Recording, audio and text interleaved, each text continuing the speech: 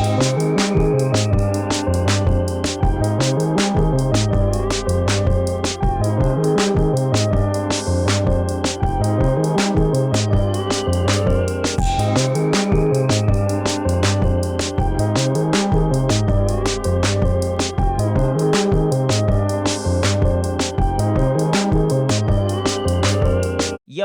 what up, everybody? Welcome back to the show.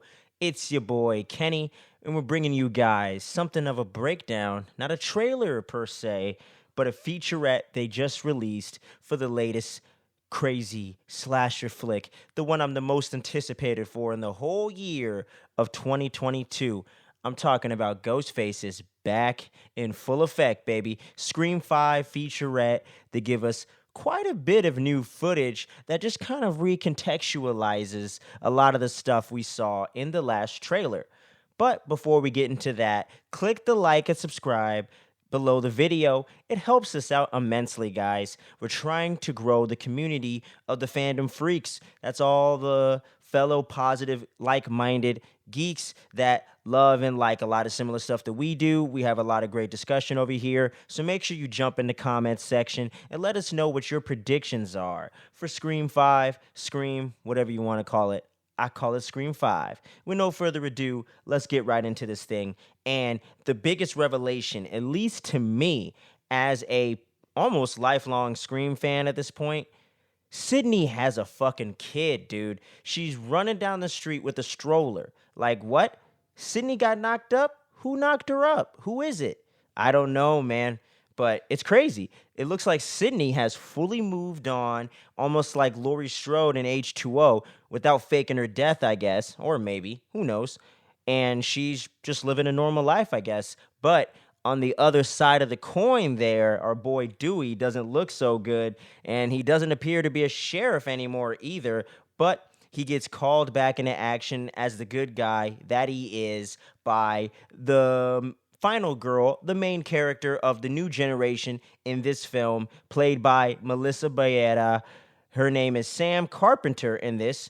Nice little slasher horror nod right there, you know what I'm saying? Much love to John Carpenter. But Melissa Bayetta, she's playing Sam Carpenter, the main final girl that is getting targeted by Ghostface for who knows why. But apparently she's got a sinister secret that he wants to unveil. Sort of like Scream 3 right there. And I hate to bring up the stepchild of the family right there, but it is in the canon, guys. It's all ties in. Like they said, they're targeting the original killers of apparently, at least in my mind, of all 4 original films. So we got a lot of twists and turns up in here. So she's got a secret. Who knows what it is, but I can't wait to find out what that is. And I really can't guess all that much because based on her ethnicity and name, I can't really tell if she's related to anybody we would have known because as far as I know, there isn't anyone with the surname of Carpenter in the franchise. So we'll see where that goes, but interesting stuff right there. So that's where her character comes into all this, where she comes to Dewey for help to try to get a handle on the situation because, as in being in Woodsboro, even though he's not the current sheriff as it appears to be, he's still a very widely known name, and from a deputy to a sheriff was involved in all 4 original Ghostface murder cases. So who else better to go to other than him or Sydney? Sydney actually comes out of the woodwork as we see in the last trailer because Dewey reaches out to her and then she confronts Sam as we see. So we sort of see the buildup of the first act kind of a little bit, which is fine. I don't mind them setting us up to give us an idea of where we're at in the franchise, where's everyone at in Woodsboro, and how does this tie into the other films as being a sequel when it isn't called Scream 5. So all these questions haven't been 100% answered, but some of the answers we're getting and some of this setup I like,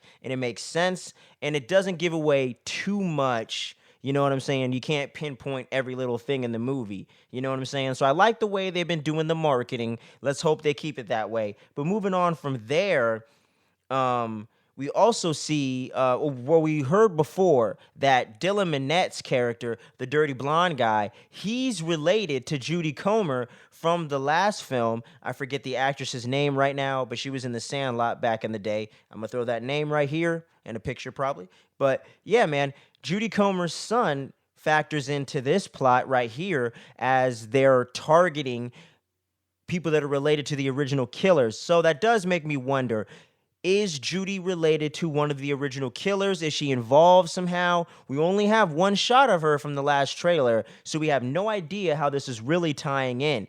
And she appeared to be in a police vehicle, so she does appear to be on the force still. So maybe she's the sheriff now. That will be interesting to see. But anyways, going on from there, we also have another huge reveal right here.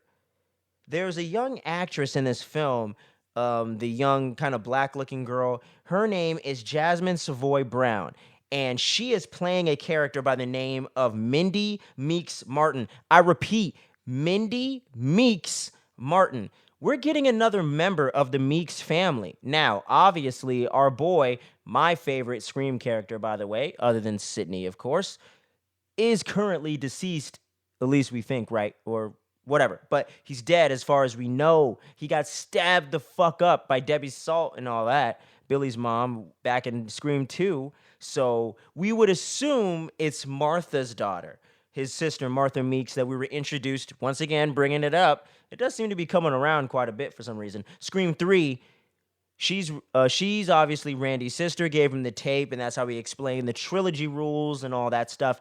And I just saw a rumor recently that she was supposed to be in this film, but has been cut from the film. But if this is her daughter, let's say, apparently her daughter is a main character in the film, so you would assume she would appear, right? We don't know. But very interesting to see that we are getting another member of the Meeks family, but there's that Martin tied at the end. So I would assume Martha got married to some other guy with the last name of Martin and kept her last name in there. And they mostly did that to give us an inclination and a clue of who she is and all that stuff. So that's kind of the way I see it going. So cool reveal right there. So we know we got two new generations related to characters from the previous franchise. Not the killers, but victims and or survivors. So that's pretty cool to see right there. And she even dresses like Randy. She has a green shirt with brown pants on. I love those little Easter eggs right there. She's looking straight like her uncle or whoever he is to her, looking like him back in the original Scream right there. And it looks like they might be partying in Stu's house. And that's another big thing. It's confirmed. We're going to Stu's house. You know what I'm saying? I don't know who lives there. I don't know why they're there, but we're going back to that sick ass house from the end of the original Scream. It's a Scream, baby, and we're back at the freaking Mocker house, and I'm so hyped to see that and how that ties back in. And I've always wanted to go to that location anyway. Beautiful home. I keep missing all the events they do, but I digress. As we get back into this thing, we were introduced to Jenna Ortega's character at the beginning of this featurette, and the previous opening scene of that trailer we saw just a little while ago.